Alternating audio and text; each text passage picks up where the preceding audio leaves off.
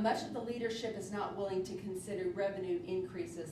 Right now, with the economy the way it is, asking for more money is not realistic. And so when you go into the political climate, it's important to be very aware of what you're going to probably get and what you're not. If you're going to ask for more funding in an area when there's cuts everywhere, chances are you're not going to get it. So it's an unrealistic frustration that you're presenting. It's better to go to your lawmaker and say, how can I help you? These are things we know works. Have your data and facts together rather than being idealistic and unrealistic. And we just can't afford to be idealistic in social work. We work on the grassroots and the reality of it. So all of the posturing that goes on really isn't where we live. We live pretty much on the front line.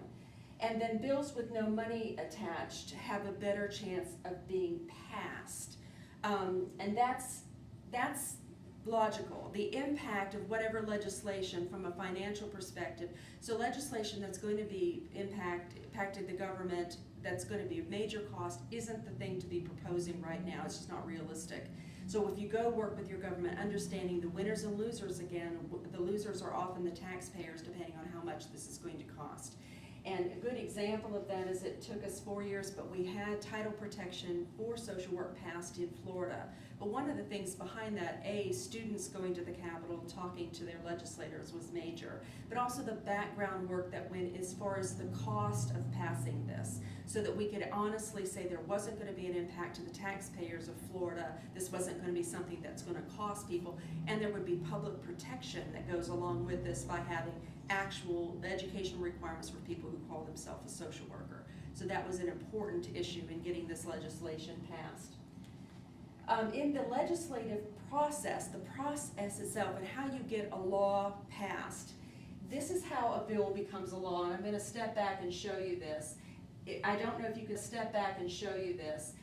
I don't know if you can see it, so I'm going to walk through it. I won't go through every step, but in the very beginning, you have an idea and you have your legislator and your public citizen, and there's a problem that's been identified, and they come forward. And this is in the Senate process, but it would be the same in the House. And then you have an idea, and this is an idea that says, oh my gosh, we really need legislation on this particular issue.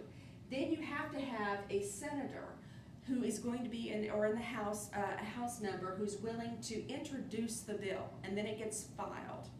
After that, there's a drafting process where the language gets written, because it has to be in language that can be understood from a statutory perspective.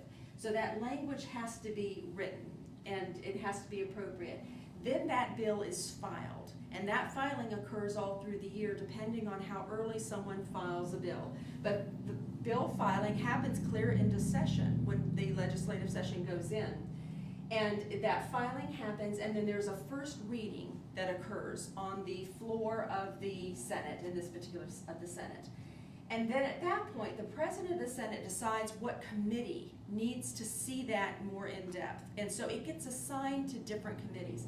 This is where the President of the Senate and the Speaker of the House become very important. So when we watch this on a state level or on a national level, the President of the Senate and the Speaker of the House are important, powerful people, because they decide what committees are going to hear this particular legislation. If they don't like your legislation, they can bog that down in a bunch of committees, and chances are it's not going to get off the calendar or through those committees in order to be heard on the floor. And that's just the way it works. So it pays to have good relationships with the people that you have sponsoring your bill, and knowing where they stand in the political environment. And then with the committees, when it goes through committees, then it goes on the calendar. And it goes through then the Chamber A and Chamber B, and then all the way then through the process. Then it goes through the House Clerk, and then it's read for the first time after the committee, and then goes again back to committee hearings, and the bill is reported back to the committee. There's a second reading on the floor of the House and Senate, and then there's a tiered reading. You can see this is quite a process. Then it goes back to the Senate with or without amendments. With amendments, it has to go to an enrolling process. Without amendments, that means it is not changed. It's the same in the House and the Senate. If it's with amendments, that means it has to go through another process again to an engrossed bill, which means it has amendments attached to the original bill, and has to be read again, because again, the representatives need to know what they're voting on. So if it's changed, then it's an engrossed bill. And then this goes again through the conference committee, then to the floor of the House and Senate. If it gets passed on the floor of the House and Senate, then it goes to the governor for signature.